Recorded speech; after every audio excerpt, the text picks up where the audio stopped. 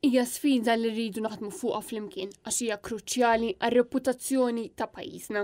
Kliem id-Deputat Prim Ministru Ian Burge meta kienet iwieġeb lil Net News fejn staqsejnieh jekk hux inkwetat bir-riżultat li kiseb il-Gvern fl-indiċi internazzjonali tal-korruzzjoni fejn il-Gvern niżżel lil Malta fl-agħar riżultat fl-istorja biex issa ninsabu fil-65 post. Jinkwetak li komplejna niżlin fl-indiċi tal-korruzzjoni?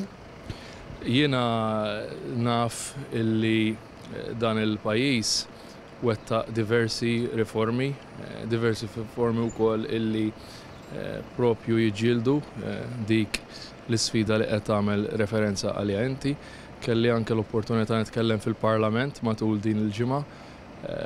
Ovvjament hija sfida illi jridu naħdmu flimkien gvern u oppożizzjoni għaliex fl-aħħar mill-aħħar hija kruċjali għal-reputazzjoni ta' pajjiżna minħabba l-investiment u minħabba l-ekonomija li taffettwa l-ħajja tan-nies. Ir-rapport iddeskriva s-saltna ta' dritt f'Malta bħala waħda fi stat ta' degradazzjoni. Dan fl-waqt li tefa' dawn fuq l-akkużi li qiegħed jaffaċċja l-eks Prim Ministru Joseph Muscat dwar id-deal fraudolenti tal-isptarijiet. Intant mistoqsi minn se jġor responsabbilta għal dan ir-riżultat il-Ministru Ian Burge qal li responsabbilta trid tintrefa' minn kulħadd. U min taħseb li hu responsabbli għal dan ir-riżultat li kisibna?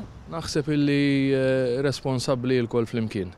Jiġifieri rridu naħdmu gvern oppożizzjoni, il-business, l-awtoritajiet. Dan b'kuntrast ma' dak li qalilna l-Ministru Owen Bonnici li skontu il-Gvern qed jagħmel biżżejjed minkejja li s-sena wara l-oħra r-riżultati jibqgħu juru propju l-oppost.